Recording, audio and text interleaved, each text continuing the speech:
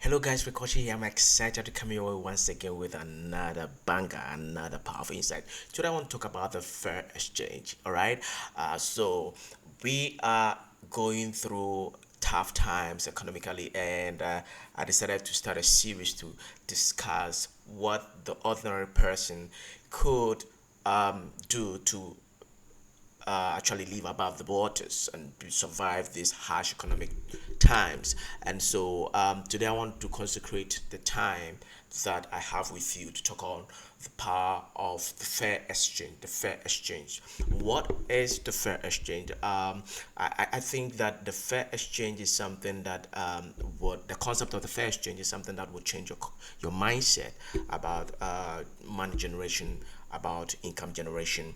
I first had the opportunity to get to understand the fair exchange from this book by Bob Rob Moore on money.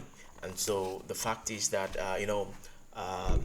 he talked about some very interesting principles. That I think that you could really benefit from, and if you happen to go to the bookstore and and you see this book, you can purchase it. It's a very good read.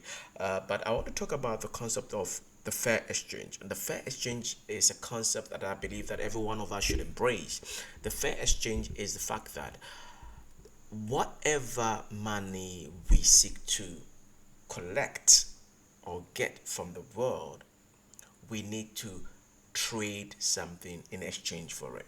All right? We don't create money, we collect money. Let me say it again. We do not create money, we collect money. You collect money when you create value. The fair exchange is a concept that says that the value you produce in the world is in direct proportion to the money you collect. And so whatever money that you're collecting on a daily basis, on a monthly basis, on a weekly basis, is just simply one thing. It's that directly proportional to the type or the kind of value you are producing in the world. And so if you today would go the extra mile to produce more value into the marketplace and get people to see the value you're offering them, you can collect more money. The fact is, money is constantly going around. It is constant. Money is in constant movement. It is in constant flow. Why? Because money is a current. It does not stay in one place. When money is stored up, it loses its value. So when you keep money for long, it loses its value and it does not really buy much. And so the fact is that this times or the current time is the worst time to keep money on you. Try to find something valuable to invest money in, because if you keep money on you, the money will lose its purchasing power. The inflation will eat it up and chew it and throw it away. So it is so important to understand that our ability to produce value is in direct proportion to the amount of money that we attract into our life. So if you are not collecting enough cash in the world, the first thing you need to ask yourself, how much value are you giving the world? Because if you are giving a lot of value, you have every right to demand for your fair share of the national cake or the international cake if your product is international. It is important for you to understand that your value, the value you are offering on a consistent basis, is critical to the amount of money that you generate on a consistent basis. So that is the fair exchange. It's a fair exchange because people, once you create value that people need, people have to give you money in exchange for the value. It's a common principle that if I have something you want, you have to give me something I want. The fact is that this concept of trading has existed for centuries. It was called the barter trade. The barter trade. I need your rice. You need my goat.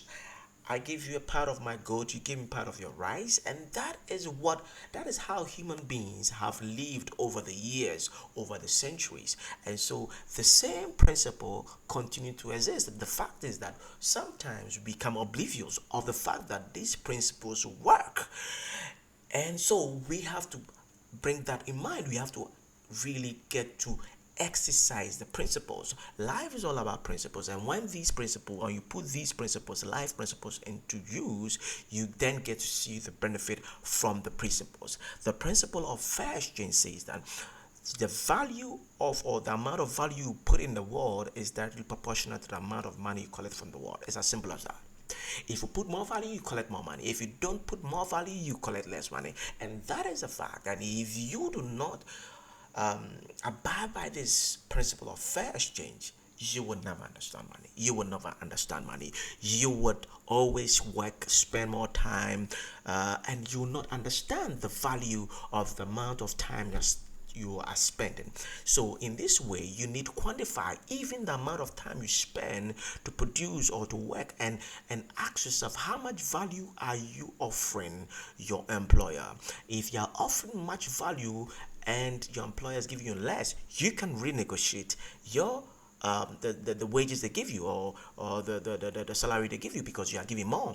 It's so important that if you understand the value of your exchange, or the amount of value you are exchanging, or the value you are bringing whoever it is you are serving, it gives you the confidence to ask for more. But if you do not understand the value you yourself are given, it is very difficult to really demand for more. So what I'm going to leave with you is this: the fair exchange is a principle that continues to live on. The barter trade is a principle that continues to lead on. And if we would only put it to use, we are going to see the benefit from it. The fact is, the value you give the world is in direct proportion to the money you collect from the world. If you give more value to the world, you are sure to collect more cash from the world. You know what? Let me give you one example. Bill Gates built Microsoft and built a business around software, when nobody knew software could be a business. Now, the fact that he created a software that runs on almost every computer in the world shows the kind of value he was able to provide over time. And no wonder he's one of the billionaires in the world, one of the richest people in the world. Jeff Bezos did the same thing. He created a platform that would get people to buy and sell. He is just giving you the platform to trade. Alibaba does the same thing, and they were giving value in the form of providing a platform for people to trade. And as a result, people saw the value they created and therefore gave them more money. And no wonder they are among the richest people in the world. So the question I will put to you before I end the video is the fact that how much value are you providing for the world? And are you receiving the amount of money that your value is bringing the world? If you are not receiving the amount of money your value is bringing, then I might say whatever you are providing is not valuable enough, and people have alternatives elsewhere, and that is why they are not giving you that money they are giving you, or that is why they are not giving you the money you are asking for, because your value is not rare enough. It's common. That's another thing. If your value is common and I can get your value everywhere, the cost of your value comes down, and as a result, you'll not get the amount of money that you are looking for. Make your value rare.